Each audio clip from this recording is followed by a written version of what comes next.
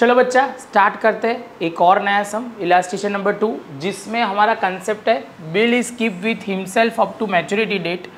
और रिसीवेबल वो अपने पास ही रख रहा है ड्रॉअर, और बोला हुआ है कि the money is collected from the acceptor of a bill on maturity date.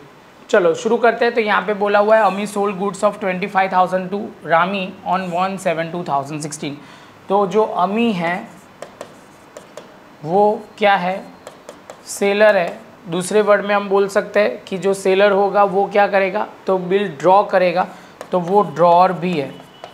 और दूसरा जो यहाँ पे रामी जो बोला हुआ है वो परचेज़र है और वो एक्सेप्टर है। क्लियर है। चलो तो स्टार्ट करते हैं। सबसे पहले हमें जो पहली एंट्री लिखनी पड़ेगी in the books of Rami, in the books of Ami and in books of Rami. तो दोनों की बुक में हमें लिखना है सबसे पहले 1/7/2016 जो है, और यहाँ पे 1/7/2016 यहाँ पे अमी की बुक में सेल्स होगा और रामी की बुक में हम लिखेंगे परचेज। तो यहाँ पे सबसे पहले लिखा हुआ है Rami account debit and sales account credit, purchase account debit and Ami account credit. तो ये पहला पॉइंट हो जाएगा। चलो बच्चा तो आगे चलते हैं। अब क्या इन्फॉर्मेशन है, तो यहाँ पे जो ध्यान में रखना है वो है ऑन 3/7/2016 अमी draw a bill for 25,000 for 20 days on Rami which is Rami accepted and return. तो वो उसने एक्सेप्ट किया हुआ है, तो वो उसके लिए बिल्स रामी के लिए पेएबल होगा। रामी के लिए क्या होगा, तो इन the books of Rami payable आएगा और अमी अकाउंट डेबिट होगा। सेम वे यहाँ पे बिल्स रिसीवेबल होगा जिसने ड्रॉ किया है, और रामी अकाउंट क्या हो जाएगा, तो यहाँ पे वो ध्यान में रखना है ये डेबिट है तो ये यहाँ पे क्रेडिट हो जाएगा, क्योंकि मुझे पैसे अब रामी से मिलेंगे बिल्स रिसीवेबल थ्रू, ऐसा बोला जाएगा। उसके बाद बच्चा अब लास्ट में बोला हुआ है Rami paid the amount of the bill on maturity date pass necessary journal entry in the books of both the party.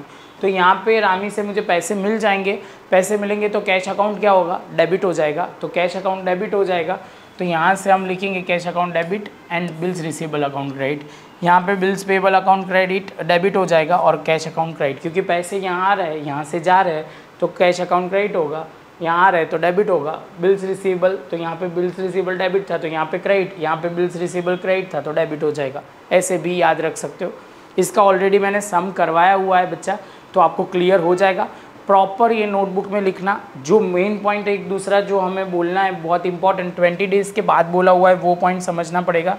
तो 3/7/2016 यहाँ 20 डेज़ बोला तो हो जाएगा 23/7/2016, उसमें 3 डेज़ ऐड हो जाएगा तो 26/7/2016 ये हमारा हो जाएगा ड्यू डेट। तो देखो तो यहाँ पे 26/7/2016 26/2016। तो ये एकदम सिंपल पॉइंट था बच्चा, बस ध्यान क्या रखना है, बस तो उतना ध्यान रखना है कि इसमें point two point proper entry लिखनी है, तो कोई प्रॉब्लम नहीं होगा। बच्चा मिलते हैं नेक्स्ट लेक्चर में नए सम के साथ।